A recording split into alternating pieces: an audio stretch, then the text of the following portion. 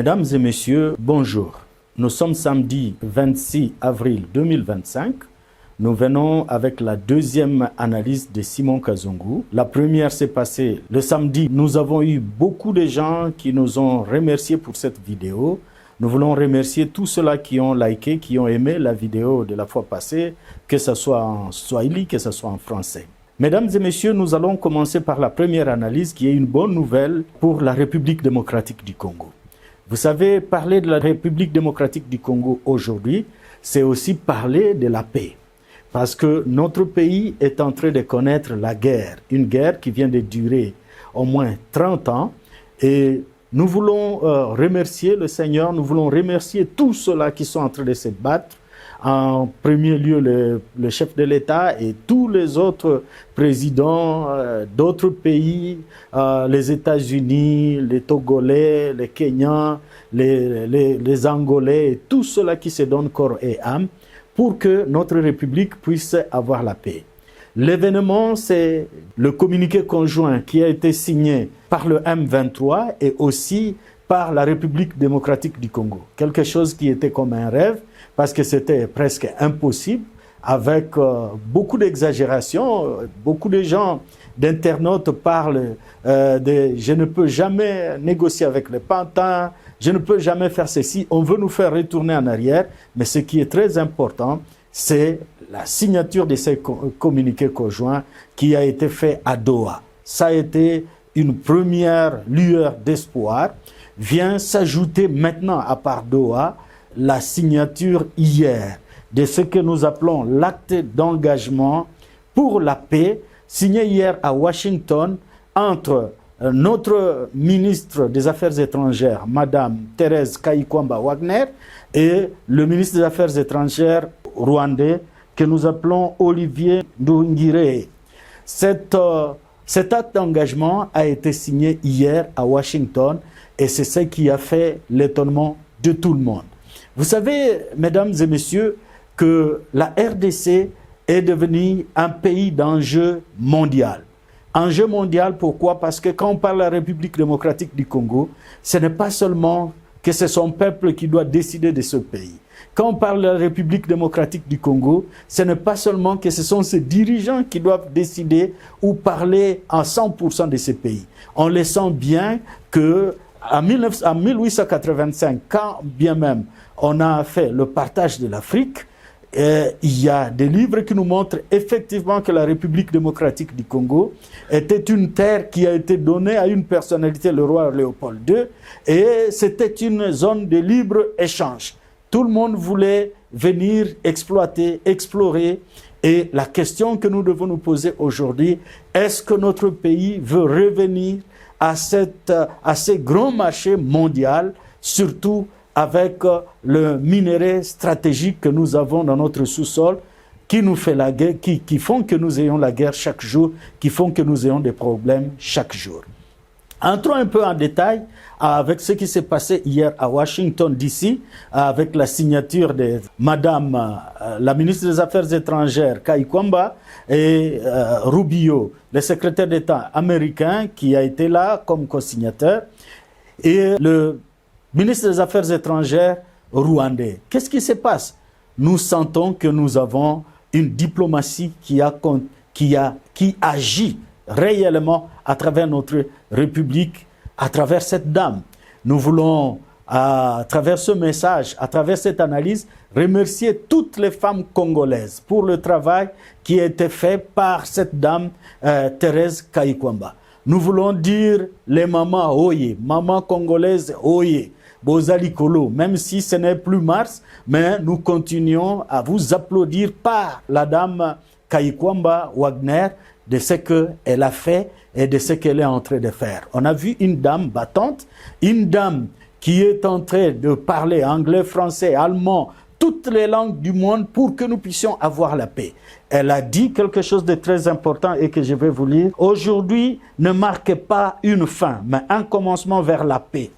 C'est ça ce qu'elle a dit hier. C'est un commencement vers la paix parce qu'il y a un rendez-vous du 2 mai et c'est là que nous attendons beaucoup plus d'amples informations et plus d'amples détails. Ce que nous pouvons retenir, c'est que nous, les Congolais, d'ici là, nous allons quand même avoir la paix. Nous allons avoir la paix parce que les grands de ce monde ont décidé que nous puissions avoir la paix. Parce que les Congolais aussi ont décidé qu'ils peuvent faire taire les armes et privilégier la paix. Les Africains de même, les Rwandais, cette fois-là, ils disent « Nous signons que nous pouvons avoir un acte d'engagement avec la République démocratique du Congo pour que nous puissions avoir la paix. » Je voudrais informer à tous les internautes, tous ceux-là qui nous suivent, qu'il y a eu un tweet qui est le plus important parce qu'il y a eu une multitude de tweets et même le Twitter du week-end. Je vais bien citer Kainerubaga, le général ougandais. Il a tweeté cette fois-là en faveur des Congolais. Vous savez, quand il tweet, les samedis matins, on se réveille toujours, on se dit qu'est-ce qu'il va encore dire. Mais maintenant, il est en train de remercier le président Tshisekedi. Maintenant, il est en train de dire que celui qui a régné, il parle ici de Kabila, pendant 17 ans, et qui n'a pas accepté de coopérer avec l'armée ougandaise, il ne peut pas retourner. Je crois qu'il parle ici du l'ex-président Joseph Kabila. Il ne peut plus rentrer comme président de la République. Il soutient cette fois-là le président Félix Antoine Tshisekedi Tshilombo. Nous avons un tweet qui est le plus important et qui est à Paris cette nuit même. Je vais vous le lire, si vous le permettez. Je vais vous le lire en anglais puis traduire en français. C'est le président américain Donald Trump lui-même qui tweet et il dit ceci en anglais. Big news coming out from Africa, where I am also involved in settling violent wars and conflict. I don't know why so many of these events have fallen to me and my administration, but they have, and we have done an unprecedented job in getting them settled or putting them in position for peace. Stay tuned. En français, il voulait dire des grandes nouvelles à province de l'Afrique où je suis également impliqué dans le règlement des guerres et des conflits violents. Je ne sais pas pourquoi tant de ces événements sont tombés entre mes mains et celles de mon administration, mais ils l'ont été et nous avons fait un travail sans précédent pour les régler ou les mettre en position de paix. Restez à l'écoute. Donc le président Donald Trump dit que nous puissions rester branchés, que nous puissions rester à l'écoute parce que les bonnes choses vont arriver. Nous attendons le rendez-vous du demain et c'est toute la République démocratique du Congo et le Rwanda, l'Afrique qui attend l'événement aussi du 2 mai où nous croyons qu'il y aura de bonnes signatures et nous autres, nous pouvons rentrer à Goma, manger encore des pommes de terre, les haricots, nous pouvons encore prendre des saucissons de Goma. Mesdames et messieurs, nous voulons aussi parler d'un événement mondial, de portée mondiale, qui s'est passé en faveur de la République démocratique du Congo. C'est le concert qui a été organisé par les musiciens, pas seulement congolais, mais de toute l'humanité, qui se sont ligués pour faire un concert en faveur des victimes de l'Est de la République démocratique du Congo. Nous saluons cet événement et nous nous disons que la danse, ce n'est pas seulement l'ange, ce n'est pas seulement les danses obscènes, ce n'est pas seulement la musique de Mabanga, comme on le dit à Lingala, la musique où on chante la gloire des hommes, mais nous sentons que cette musique peut nous aider à promouvoir la paix. Nous saluons ici la présence de tous les grands musiciens africains et Sidibé Keïta qui a commencé par les débuts congolais avec son instrument, je ne sais pas comment on l'appelle. Nous remercions tous les grands Africains sans oublier les organisateurs. Nous voulons remercier ici Didi Stone, la fille de Kofi Olomide qui a fait le MC, la modération. Tous les musiciens Moïse Mbiye et les autres qui se sont ligués pour parler de la paix. Et la chose qui nous a étonnés, c'est que cette question n'a pas seulement, ce concert n'a pas seulement concerné les Congolais, mais nous avons vu toutes les races en train de soutenir la paix en République démocratique du Congo. Nous avons vu des gens en train de pleurer pour que la RDC puisse avoir la paix. Et nous croyons que cette semaine a été une semaine très décisive pour la République démocratique du Congo en fonction de la paix. Mais nous voulons aussi rappeler à tous les internautes que ce mois d'avril, c'est un mois peut-être miraculeux pour la RDC. Vous vous souviendrez que le 24 avril 1990, c'est là que le président Mobutu, à son époque, avait ouvert le parti, la nation au multipartisme, où il avait pleuré et il avait dit « comprenez mon émotion ». Et c'est là que les partis politiques sont nés et ont commencé à œuvrer librement, même s'il y avait des obstacles, entre autres le parti que nous dirigeons, la démocratie chrétienne fédéraliste Nyamwisi, avec l'enfant terrible de la perestroïka congolaise, Nyamwisi Muvungi Enoch.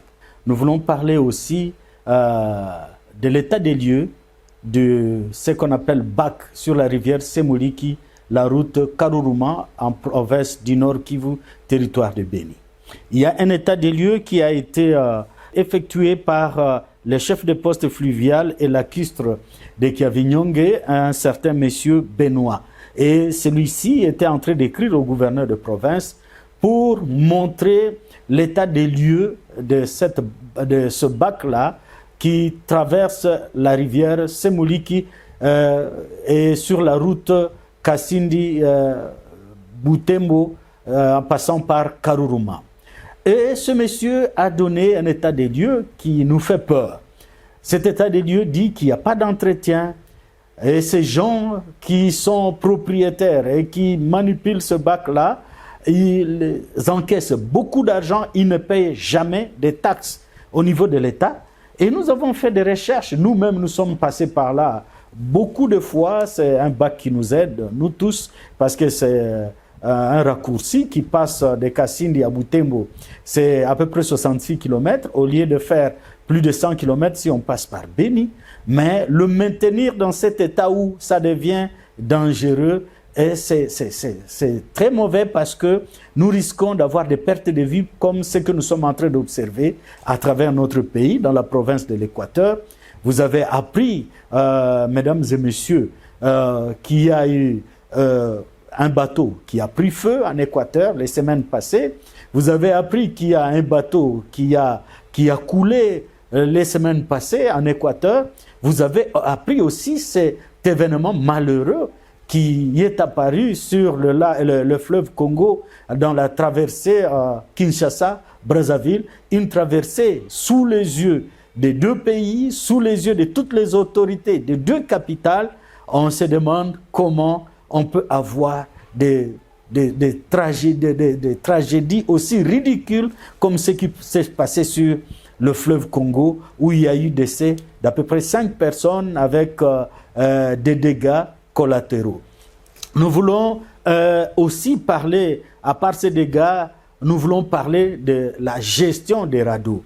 La gestion des radeaux à Kinshasa, ces radeaux qui nous viennent de l'Équateur, qui passent par le fleuve Congo et qui arrivent à Kinshasa, qui passent comme moyen de transport. On ne sait pas comment on gère cela au niveau de ceux qui gèrent le fleuve Congo. Nous devons voir, nous devons appeler les autorités à vraiment ouvrir l'œil pour que pareille situation ne se produise pas. Parce qu'il est dit qu'il se peut que le bateau qui traversait de Kinshasa-Brazzaville s'est cogné contre ce radeau-là. Et voilà le problème que nous avons, et nous avons eu des morts.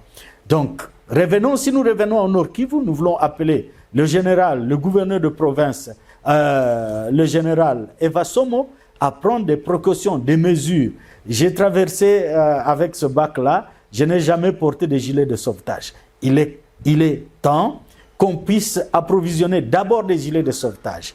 Il faut aussi que nous puissions mettre de l'ordre, que le gouverneur mette de l'ordre sur cette traversée de bac à Karuruma en voyant ce qu'ils peuvent payer. Il y a des vaches qui passent par là et nous savons combien ça paye. Il y a beaucoup de choses qui passent par là, moto, tricycle, vélo, tout le monde paye. Et ce n'est pas normal qu'on puisse ne pas l'entretenir et qu'on ne puisse pas payer les taxes de l'État. Quelqu'un m'a dit que c'était une propriété de certains politiciens du Nord Kivu.